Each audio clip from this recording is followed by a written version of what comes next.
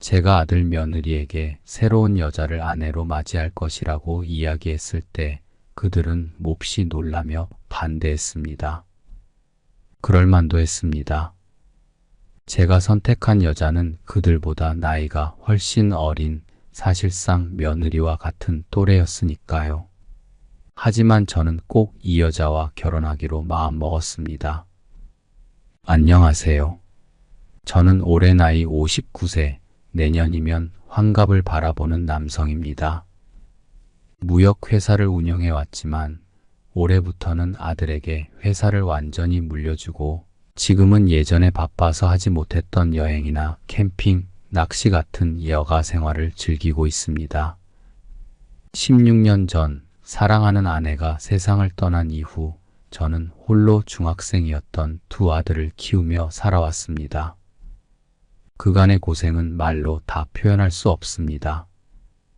회사 특성상 출장이 잦았고 아직 어린 아들들을 두고 출장 가야 할 때마다 마음이 무척 힘들었습니다. 엄마도 없는데 그 어린아이들을 누구에게 맡길 수 있을까 고민하곤 했습니다. 저희 부모님도 그때는 이미 연로하셔서 요양원에 계셨으니 도움을 요청할 곳도 없었습니다.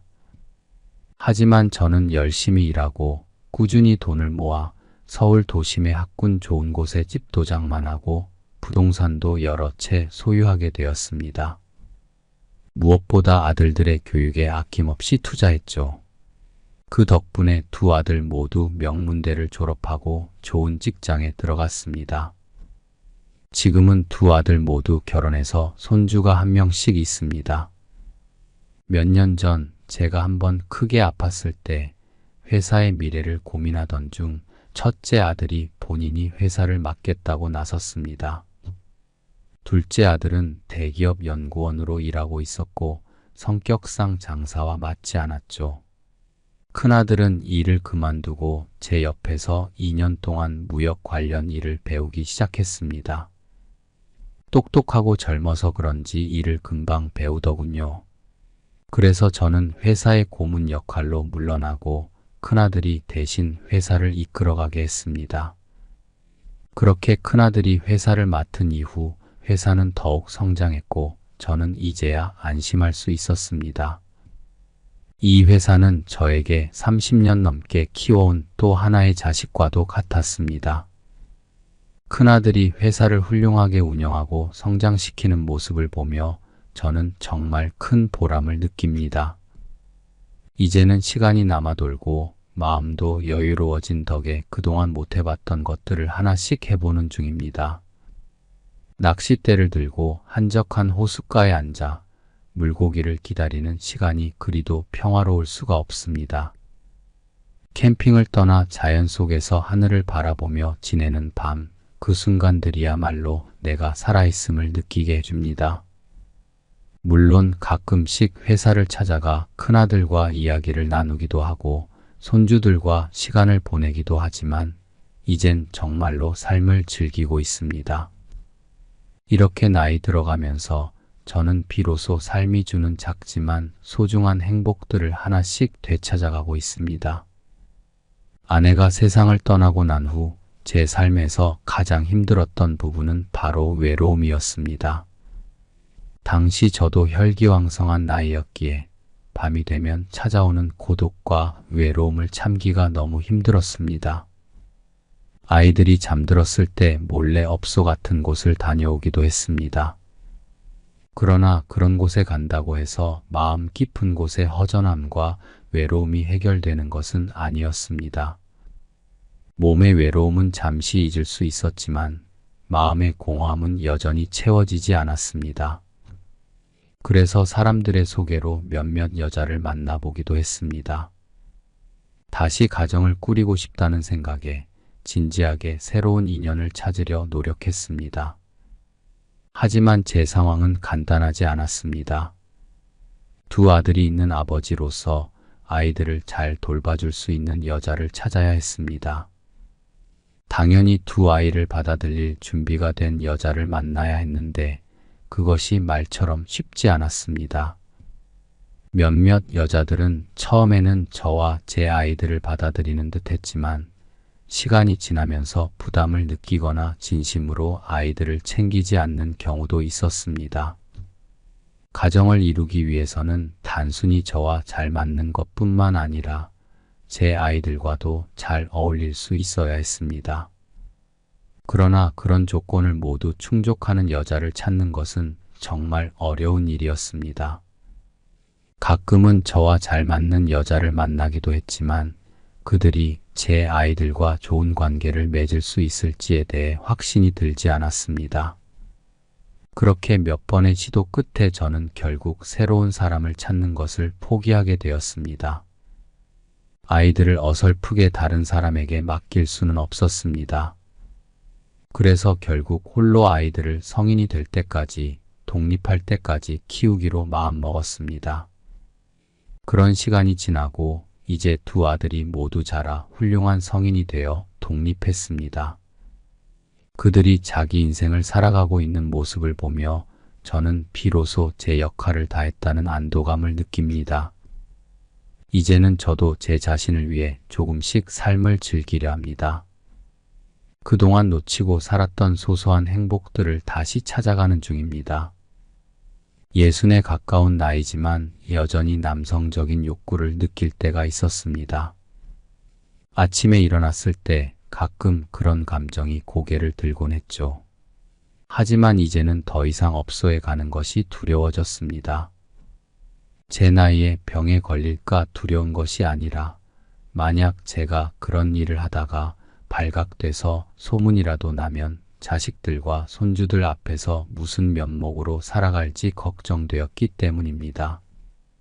그래서 저는 몰래 일본 성인물을 보며 혼자 해결할 수밖에 없었습니다.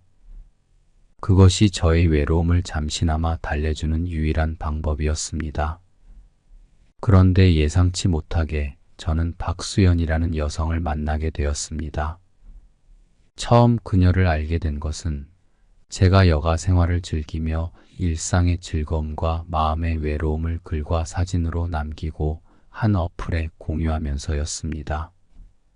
글 솜씨가 뛰어나지는 않지만 그래도 저의 이야기를 공감해주는 사람들이 생기고 그들로부터 격려와 위로의 댓글을 받으면서 저도 조금씩 마음이 풀어졌습니다.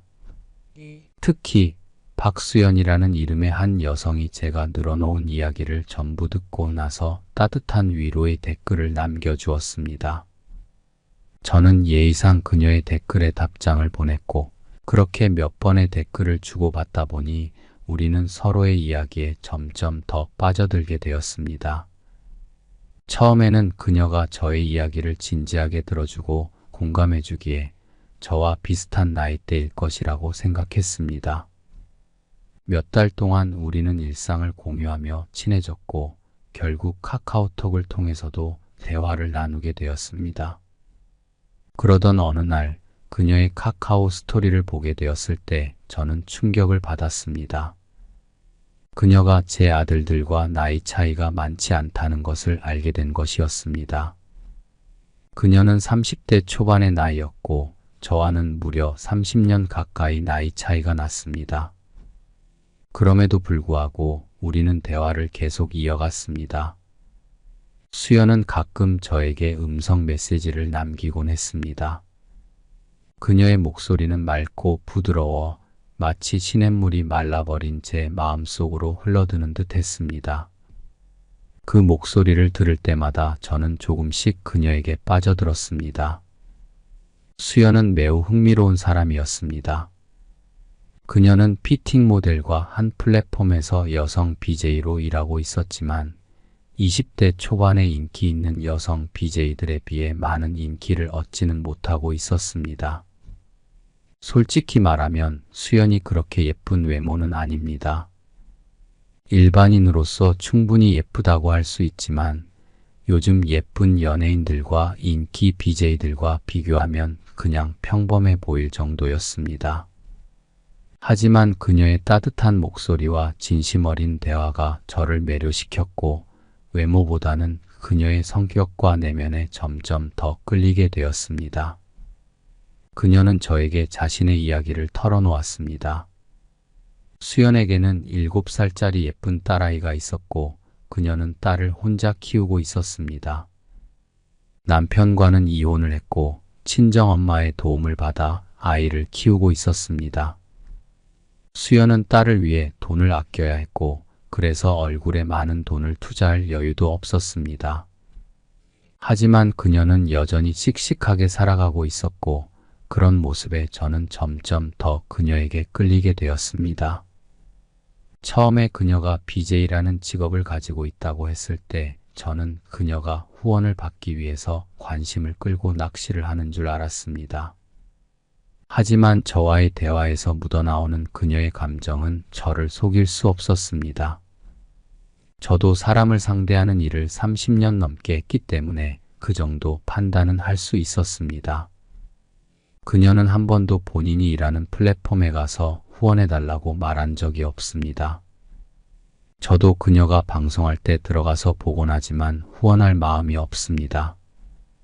왠지 후원하면 우리의 이 순수한 우정이 변질할 것 같았습니다. 우리는 점점 더 깊은 이야기를 나누며 서로의 외로움을 위로해주는 사이가 되었습니다.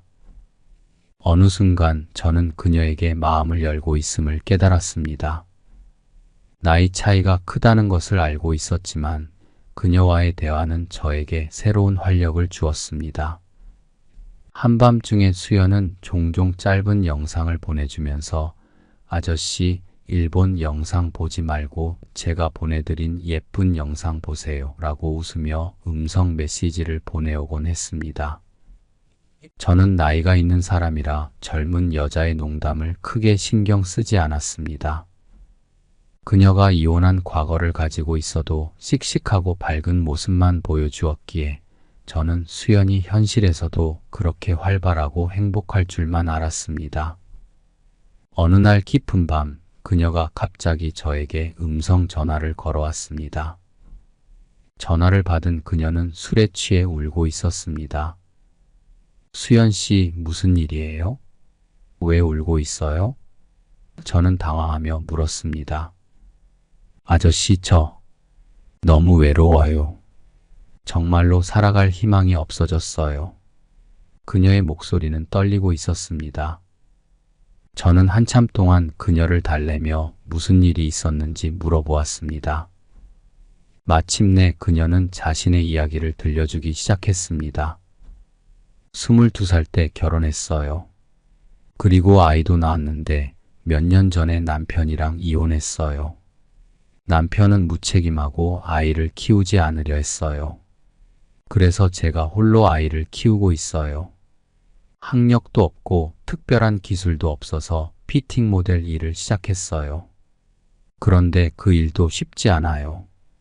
사진을 찍을 때 여러 번 이상한 남자들에게 성희롱을 당하고 돈을 제때 못 받는 경우도 많았어요. 그녀의 목소리는 점점 더 슬퍼졌습니다. BJ 일도 힘들어요. 적당히 노출 있는 옷을 입고 방송하면 사람들이 좋다고 해요. 하지만 저는 그 이상 하고 싶지 않아요. 그리고 이상한 댓글과 저질스러운 농담이 너무 많아요. 그런 거에 상처받고 힘들 때도 많아요. 그녀는 한숨을 쉬며 말했습니다.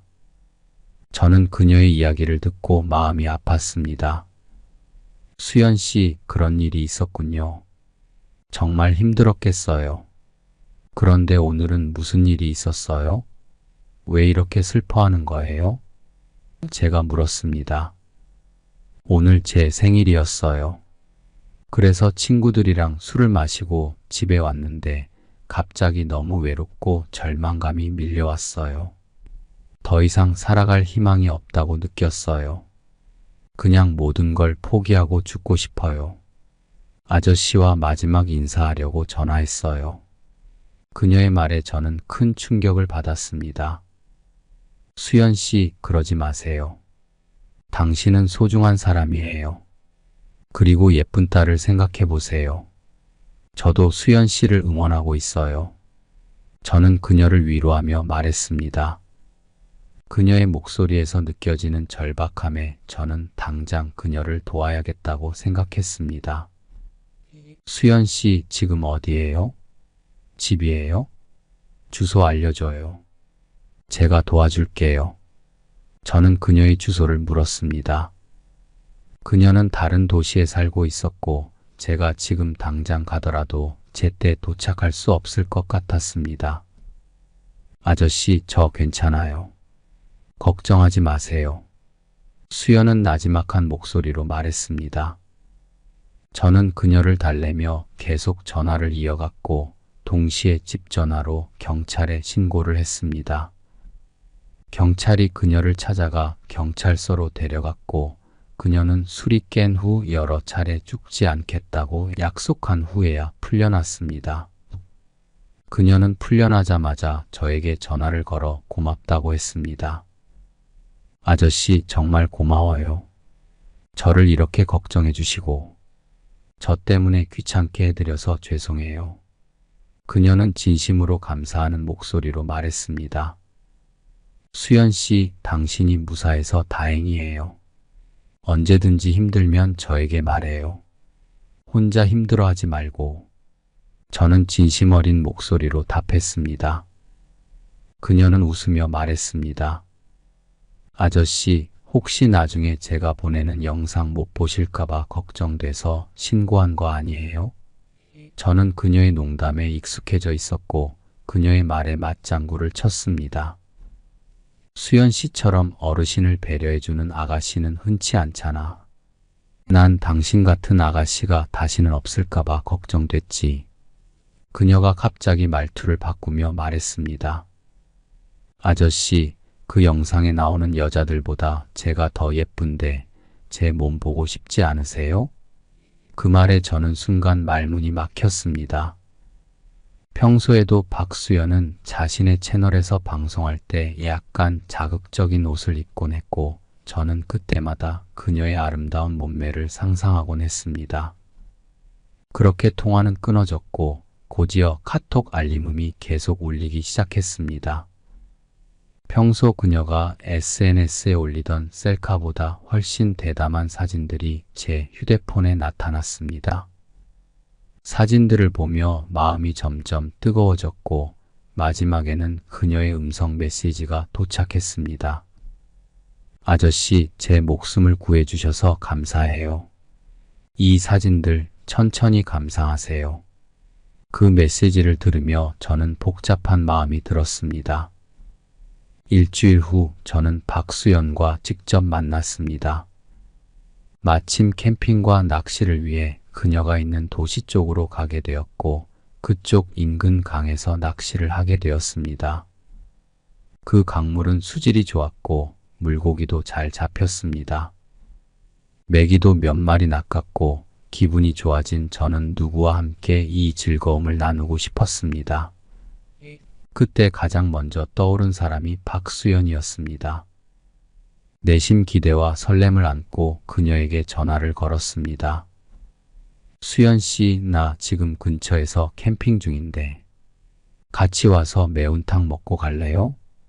그녀는 제 제안을 듣고 기뻐하며 바로 온다고 했습니다.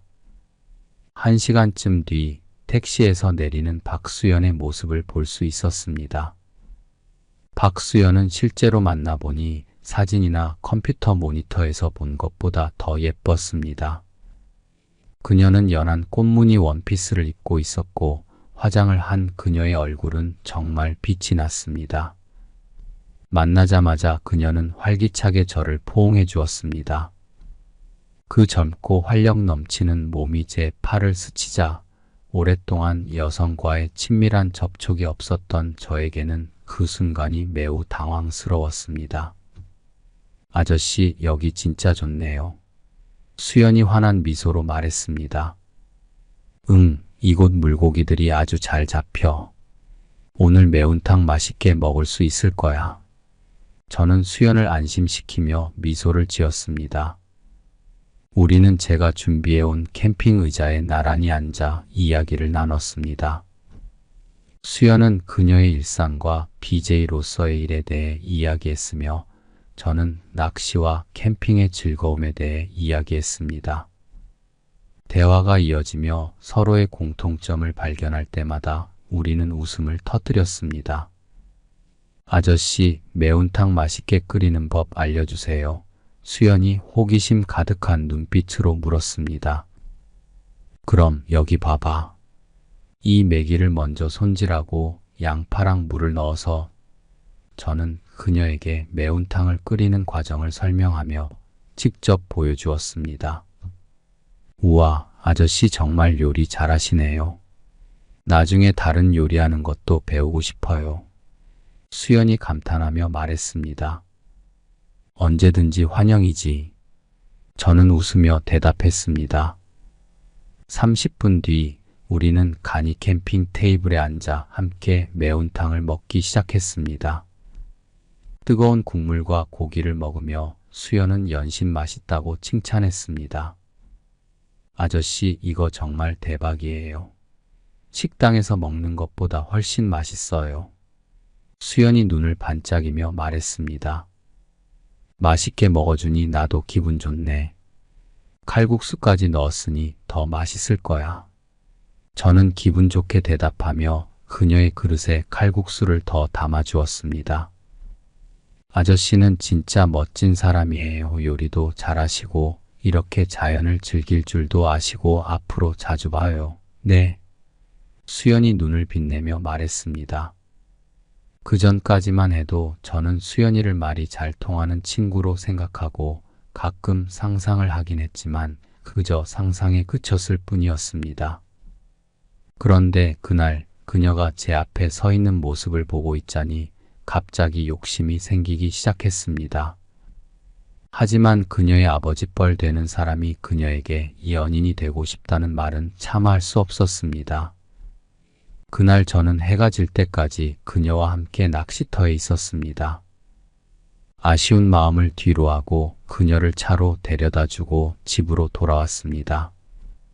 그날 밤 그녀의 매혹적인 미소와 부드러운 몸이 제 머릿속에서 떠나지 않았습니다. 평소에 잠을 잘 자던 제가 잠을 이루지 못하고 뒤척였습니다. 그녀와의 만남은 달콤한 꿈처럼 머릿속을 맴돌았고 결국 그날 밤도 스스로 욕망을 해결해야 했습니다. 그 후로는 마치 그녀와 만나기 전으로 돌아간 듯한 일상이 이어졌습니다. 그녀는 가끔 저에게 짧은 영상을 보내주거나 작업복을 입고 찍은 셀카를 보내주며 예쁘냐고 묻곤 했습니다. 하지만 다시 만나자는 이야기는 없었습니다. 그저 상상 속에서만 그녀와의 순간들을 되새기며 지냈습니다. 그러나 우리의 관계는 예상치 못한 전환점을 맞게 되었습니다. 바로 제 59번째 생일이었죠. 큰아들과 며느리는 회사 일 때문에 해외 출장을 갔고 둘째 아들은 손주가 갑자기 아파서 병원에 입원하게 되었습니다. 둘째 아들은 늦게라도 오겠다고 했지만 저는 괜찮다고 애를 먼저 챙기라며 내년에 다 같이 쉬자고 했습니다. 사실 마음이 허전했지만 애써 내색하지 않았습니다. 그날 저녁 혼자 소주와 음식을 먹으며 TV를 보고 있는데 박수연에게서 카톡 메시지가 왔습니다. 아저씨, 오늘이 아저씨 생신이라는 걸 깜빡했네요. 지금 혼자 계세요? 그 말에 마음이 따뜻해졌습니다. 응, 혼자 있어. 방금 밥을 먹고 있었네. 주소 알려주세요. 선물 보내드릴게요. 히히. 오늘 일 안 해? 제가 약간 놀라 물었습니다. 오늘은 일찍 끝냈어요. 제 생명의 은인의 59번째 생신인데 어떻게 지나칠 수 있겠어요? 그녀의 답장에 마음이 설레서 바로 제 주소를 보냈습니다. 1시간 후 갑자기 그녀가 케이크와 와인 2병을 들고 나타났습니다. 그때 날씨가 조금 쌀쌀해 그녀는 얇은 코트를 입고 있었습니다. 집 안으로 들어온 그녀가 외투를 벗자 얇은 검정 시스루 드레스와 스타킹을 신은 늘씬한 다리가 드러났습니다. 심장이 빠르게 뛰었습니다. 아마도 그녀는 일을 끝내고 바로 온 것 같았습니다. 어이구, 왜 이렇게 입었어? 춥지 않니? 제가 물었습니다. 그녀는 귀엽게 웃으며 제 품에 안기며 말했습니다. 추워요, 추워. 아저씨가 얼른 제 몸을 따뜻하게 해주세요. 저는 그녀의 손을 잡고 소파에 앉히며 거실의 보일러를 켰습니다. 그녀는 케이크를 꺼내서 소파 앞 좌탁에 놓고 저를 아이처럼 억지로 소원을 빌게 한 다음 촛불을 불게 했습니다. 우리는 거실 바닥에 앉아 와인을 열고 함께 마시기 시작했습니다. 와인을 마시며 그녀의 몸을 몰래 훔쳐보았습니다. 그녀는 마치 눈치챈 것처럼 조금씩 제게 다가왔습니다. 그 순간 제 심장은 점점 더 빠르게 뛰기 시작했습니다. 그녀가 제 얼굴에서 몇 센티미터 남지 않은 거리까지 다가왔을 때 그녀가 말했습니다. 아저씨, 제가 준비한 생일 선물이 뭔지 궁금하시죠? 그녀의 매혹적인 입술을 바라보며 저는 침을 꿀꺽 삼켰습니다. 케이크와 와인 말고 또 있어? 제가 말하자 그녀는 고개를 살며시 흔들며 대답했습니다. 진짜 생일 선물은 이거예요. 그녀의 말이 끝나기도 전에 그녀는 저에게 키스하며 다가왔습니다. 그 순간 거의 혼이 빠져나가는 느낌이 들었습니다.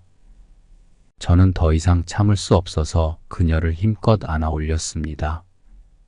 그녀는 가벼운 신음소리를 내며 얼굴에 약간의 붉은 기운이 돌았고 그녀의 눈빛은 한층 더 농염해졌습니다. 아저씨, 나 안고 침대로 가고 싶죠? 그날 밤 저는 마치 다시 젊어진 듯한 기분을 느꼈습니다. 소년이 된 듯한 열정이 되살아났고 저는 제 행동으로 박수연에게 제 감정을 증명했습니다. 그녀도 제게 감탄하지 않을 수 없었고 농담조로 제게 말했습니다. 아저씨, 옷이랑 스타킹 다 망가졌어요. 이렇게는 돌아갈 수 없어요. 저는 웃으며 대답했습니다. 그럼 그냥 여기 있어. 그녀는 제 집에서 이틀 동안 머물렀고 그 이틀은 제 인생에서 가장 행복한 시간이었습니다.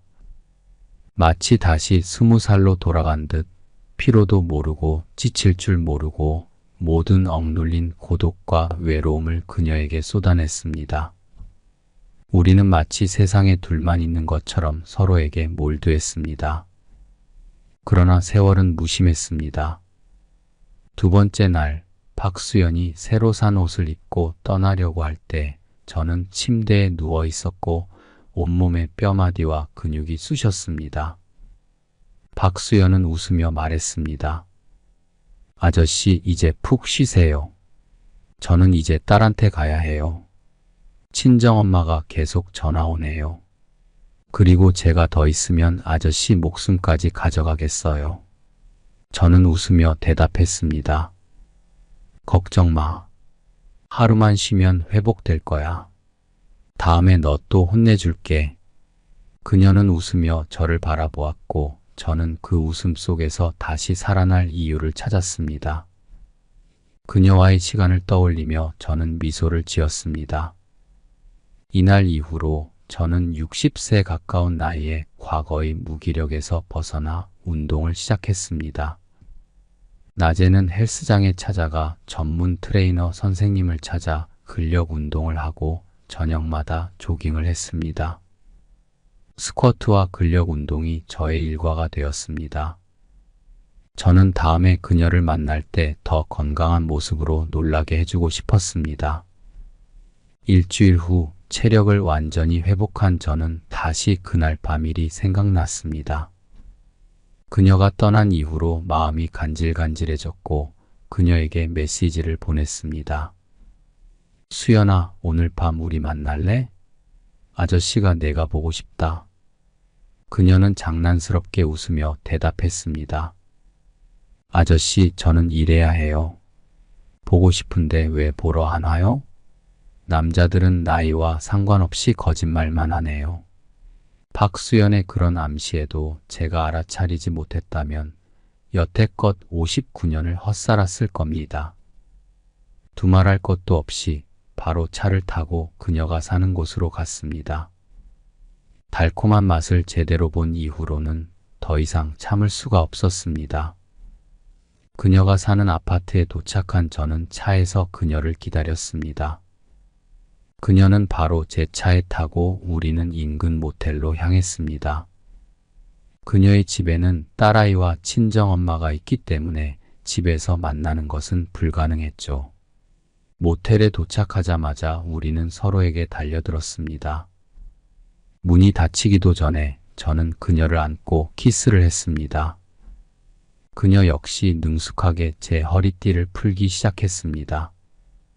어두운 조명 속에서 우리는 노인과 31세의 이혼녀가 아닌 초원의 두 원시적 본능을 가진 동물처럼 아무 거리낌 없이 열정을 불태웠습니다. 그 순간만큼은 나이도 과거도 중요하지 않았습니다. 오직 현재의 뜨거운 순간이 전부였습니다. 밤이 깊어 헤어질 때 요정 같은 그녀는 제 품에 안겨 물었습니다. 아저씨, 제가 아저씨한테 완전 빠진 것 같은데 우리 같이 동거할까요? 그녀의 제안에 솔직히 말해 마음이 흔들렸습니다. 그녀와 매일같이 함께할 수 있다면 얼마나 좋을까 생각했죠. 하지만 곧 아들과 며느리 그리고 두 손주가 떠올랐습니다. 그들은 비록 자주 오지는 않지만 여전히 종종 영상 통화를 하곤 합니다. 만약 그들에게 들킨다면 정말 곤란할 거라는 생각에 저는 거절할 수밖에 없었습니다. 수연아, 너도 알다시피 내 입장이 좀 그래서 미안해. 박수연의 얼굴에 잠시 실망이 스쳤지만 이내 익숙한 장난스러운 표정으로 바뀌었습니다. 그녀는 제 볼에 가볍게 키스하며 말했습니다. 농담이에요. 저도 이래야 하잖아요. 그냥 아저씨가 좋아서 한번 말해본 거예요. 그녀가 이 말을 할 때 제 마음에는 순간적으로 슬픔이 스쳤습니다. 그녀와 함께하는 시간은 제게 큰 위안이 되었지만 우리의 관계가 이런 식으로 유지될 수밖에 없다는 현실이 씁쓸했습니다. 그날 이후로 박수연은 더 이상 저에게 적극적으로 연락을 하지 않았습니다. 아마도 그녀가 제 말에 상처를 받았던 것 같았습니다.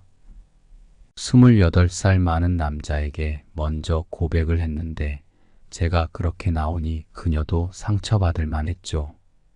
저도 깊은 고민에 빠졌습니다. 그녀는 제 둘째 아들보다도 1살 어렸습니다.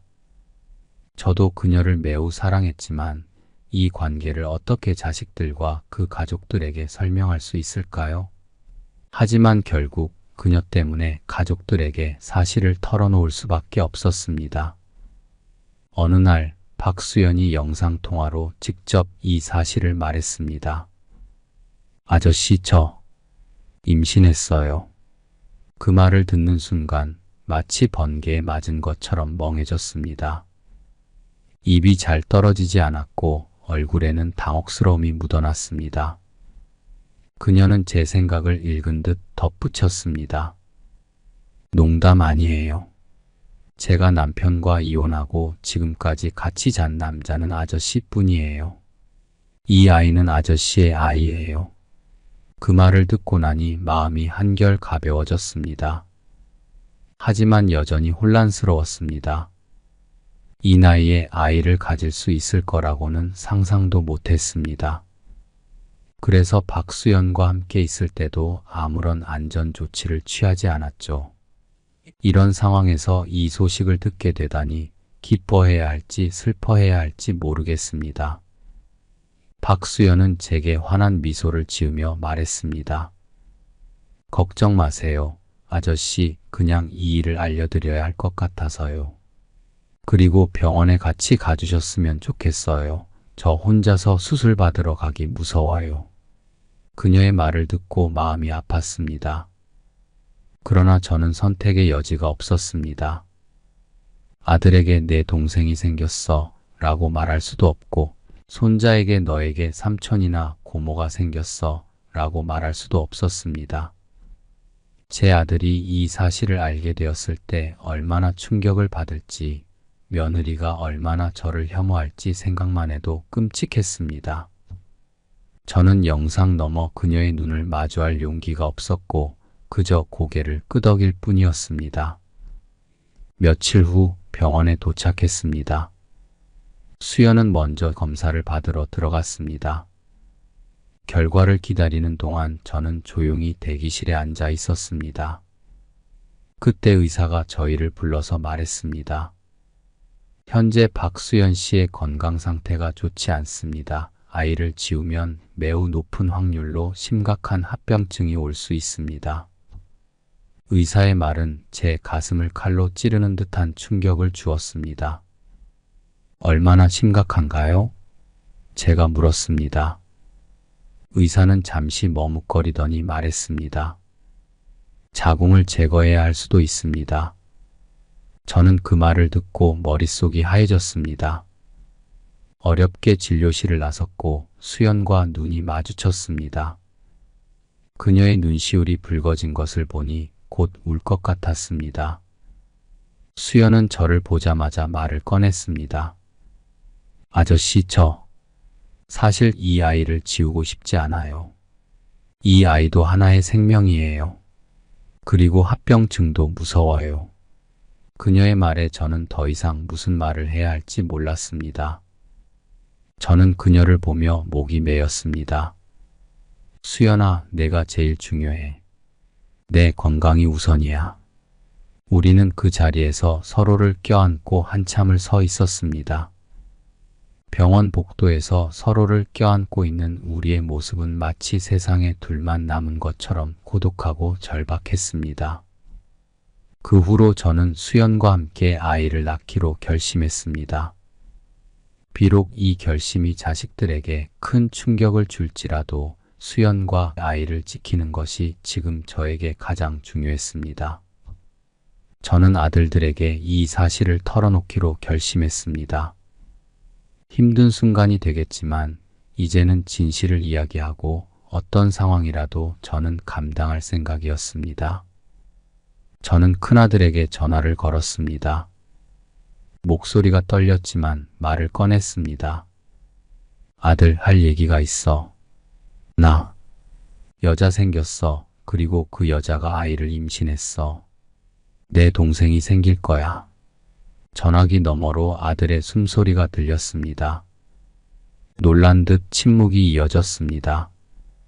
아버지, 무슨 말씀이세요? 저는 침착하게 말했습니다. 내가 사랑하는 사람이 있어. 그녀와 아이를 지킬 거야.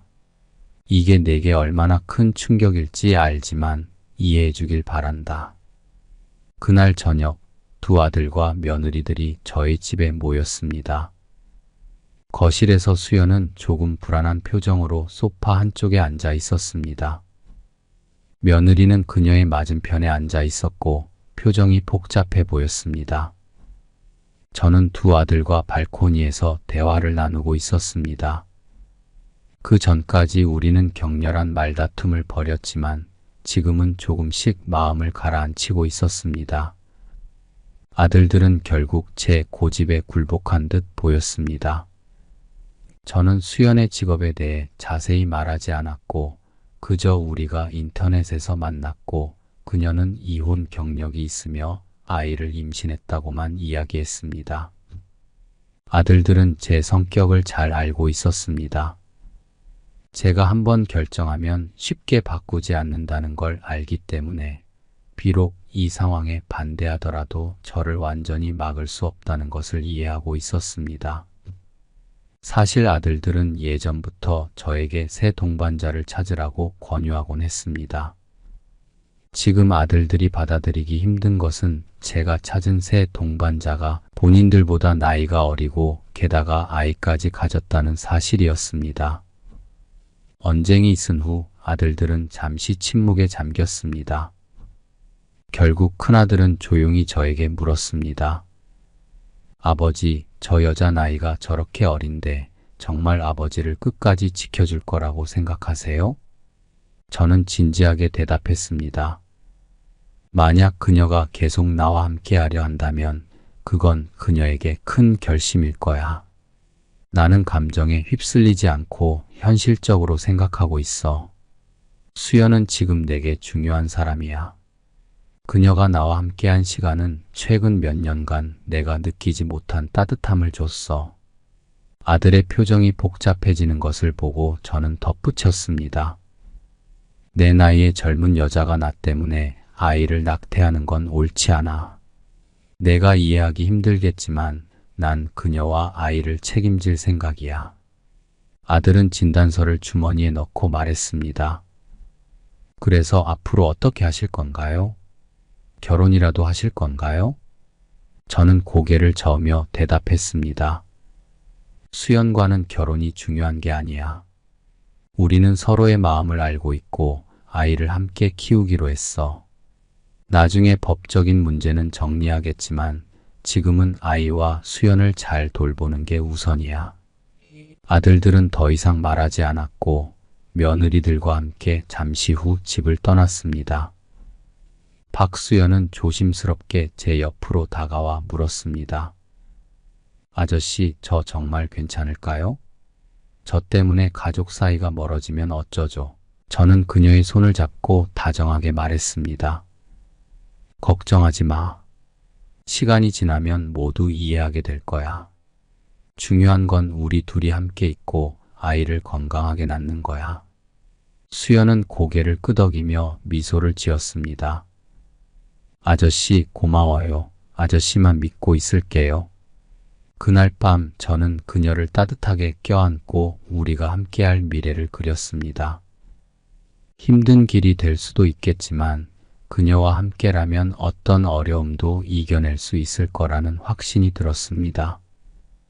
저의 문제뿐만 아니라 수연이의 가족도 처음에는 저희 관계를 받아들이기 힘들어했습니다.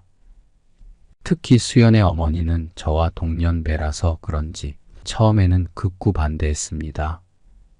어떻게 너보다 28살이나 많은 사람과 결혼을 할 수 있니? 이건 말도 안 돼. 라며 목소리를 높이셨습니다. 하지만 수연이 임신을 했다는 사실을 알고 또 그녀가 죽어도 저와 같이 살겠다고 고집을 부리자 수연의 어머니도 더는 반대할 수 없었습니다. 그러나 여전히 저를 직접 만나고 싶어 하지는 않았습니다. 저는 이런 상황을 이해하며 수연이의 집 근처에 월세로 집을 얻어 이사했습니다. 수연이 필요할 때 제가 옆에 있어야 한다고 생각했기 때문입니다.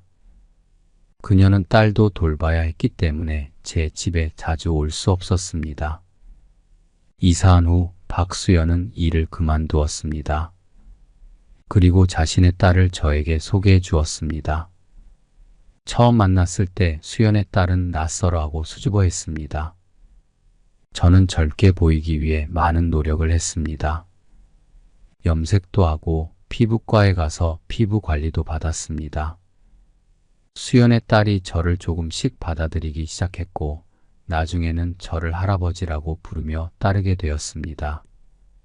아파트 단지에서 우리는 작은 가족처럼 보였고 주변 사람들도 처음에는 저를 이상한 눈초리로 보았지만 시간이 지남에 따라 그들도 우리를 이해하게 되었습니다. 임신 중이었기에 저도 수연과 함부로 놀거나 하지는 않았지만 수연은 저를 이해해 주었고 밤에는 그녀의 부드러운 입술로 제 걱정을 덜어주곤 했습니다.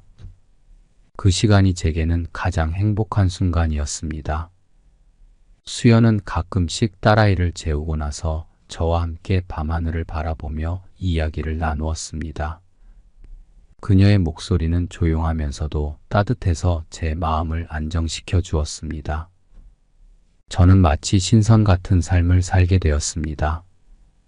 매일 그녀와 함께 외출하고 함께 집에 돌아오는 일상이 반복되었죠. 아파트 단지의 아주머니들은 우리를 멀리서 수군거리기도 했고 심지어 뒤에서 험담을 하는 사람들도 있었지만 저는 전혀 개의치 않았습니다. 오히려 저와 동년배인 할아버지들이 저를 바라보며 엄지손가락을 치켜 세웠고 그들의 눈에는 오직 부러움만이 담겨 있었습니다. 수연의 배가 점점 불러오면서 주변의 부러움뿐만 아니라 경외심도 느껴지기 시작했습니다. 저는 수연이 임신 중인 동안 그녀가 최대한 편하게 지낼 수 있도록 모든 것을 챙겼습니다. 수연이 먹고 싶어 하는 음식이 있으면 언제든지 만들어 주었고 산책도 자주 했습니다. 수연의 건강을 위해 영양제를 챙겨 주었고 매일 저녁마다 손발 마사지를 해 주었습니다. 그녀는 매일 제게 고마움을 표현했고 저도 그녀가 제 곁에 있다는 사실만으로 행복했습니다. 시간이 흘러 출산 예정일이 다가오면서 수연은 병원에 입원했습니다. 저는 매일 수연을 위해 음식을 만들고 병원에서 그녀를 돌보느라 바쁜 일상을 보냈습니다. 이 기간 동안 제 큰아들이 한 번 병원을 찾아왔습니다. 그는 병실에 들어가진 않고 영양제를 건네주고는 바로 떠났습니다. 하지만 저는 그에게 아이가 태어나면 제 큰 손주를 데리고 와서 보게 해달라고 했고 그는 고개를 끄덕였습니다. 그날 저녁 저는 기쁜 마음으로 이 소식을 수연에게 전했습니다. 수연은 환하게 웃으며 말했습니다. 아저씨, 우리 가족이 점점 커지고 있어요. 너무 행복해요. 그녀의 말을 듣고 저도 가슴이 따뜻해졌습니다. 수연은 저와 함께 살기 시작한 후 제가 체력은 괜찮지만 나이가 있으니 영양 보충에 신경 써야 한다며 항상 다양한 보약과 비타민, 칼슘제를 챙겨주곤 했습니다. 그런 그녀의 세심한 배려에 저는 늘 감동했습니다. 마침내 수연은 예쁜 딸을 출산했습니다. 수연과 아기는 모두 건강했고 저는 그 소식을 듣고 가슴이 벅찼습니다. 출산한 날 수연의 큰딸과 친정엄마 그리고 제 두 아들 부부와 두 손주가 모두 병원에 왔습니다. 그들도 시간이 흘러 이제는 우리의 상황을 받아들였고 새롭게 태어난 생명 앞에서 모두가 기쁨을 나누었습니다. 수연의 어머니는 처음에는 낯설어 하셨지만 손녀를 안고 환하게 웃으시는 모습을 보며 저는 안도의 한숨을 내쉬었습니다. 아들의 표정이 밝아지며 제게 말했습니다. 아버지, 이제야 조금 이해가 되네요. 아버지가 왜 이 선택을 하셨는지. 저는 웃으며 고개를 끄덕였습니다. 고맙다, 아들. 이제 우리 모두 함께 새로운 가족을 만들어 가는 거야. 그날 밤 저는 병실에서 수연과 새로 태어난 딸을 바라보며 생각했습니다. 삶이 이렇게 예상치 못한 방향으로 흐를 줄은 몰랐지만 지금 이 순간이 제 인생에서 가장 행복한 시간임을 느꼈습니다. 모든 것이 완벽하지는 않지만 사랑하는 사람들과 함께하는 지금이야말로 진정한 축복이라는 것을 깨달았습니다. 오늘의 사연은 여기까지입니다. 재미있게 보셨다면 구독, 좋아요, 알림 설정 부탁드립니다. 감사합니다.